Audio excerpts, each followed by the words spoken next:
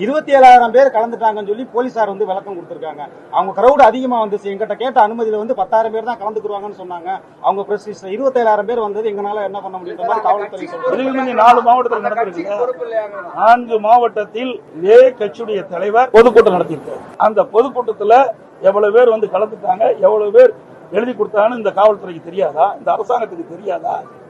ஆகவே அவருடைய கடமையிலிருந்து தட்டி கலப்பதற்காக இந்த அறிவிப்பை கொடுத்திருப்பதை நான் கருதுகிறேன். சார், இந்த நிகழ்வுக்கு பொறுப்பேற்று விஜய் மீது நடவடிக்கை எடுக்கப்படலாம். நீங்க கேட்கிற கேள்வி எல்லாம் வந்து கற்பனையான கேள்வியை தான் நான் பார்க்கிறேன். நடவடிக்கை எடுப்பாங்களா, எடுக்க மாட்டாங்களா? எவ்வளவு பெரிய புயல் நடந்ததான் பார்க்கணும். இன்றைக்கு போன உயிர் மேல முடியும். நம்ம குடும்பத்தில் ஒருத்தர் இழந்தா நமக்கு எவ்வளவு வேதனை நினைக்கணும். அரசியலுக்கு அப்பாற்பட்டு பேசுங்க, தயவு செய்து. அரசியல் இது எந்த இடத்துல தவறு நடந்தது, அதை எப்படி என்ன காரணத்துக்கு நடந்தது, இதைத்தான் நம்ம அலைசி ஆராய்ந்து அதற்கு ஒரு இறுதி வடிவம் கொடுக்கணும். இனி எதிர்காலத்தில் இப்படிப்பட்ட நிகழ்வு ஏற்படாதுன்னு பார்க்க வேண்டும். இதையெல்லாம் பார்க்க வேண்டும். இதை விட்டு இது இப்படி நடக்குமா அப்படி நடக்குமா, இதுக்கு இதையெல்லாம் வந்து பேசுவது இந்த இடத்தில் சரியாக இருக்காது என்பது என்னுடைய கருத்து.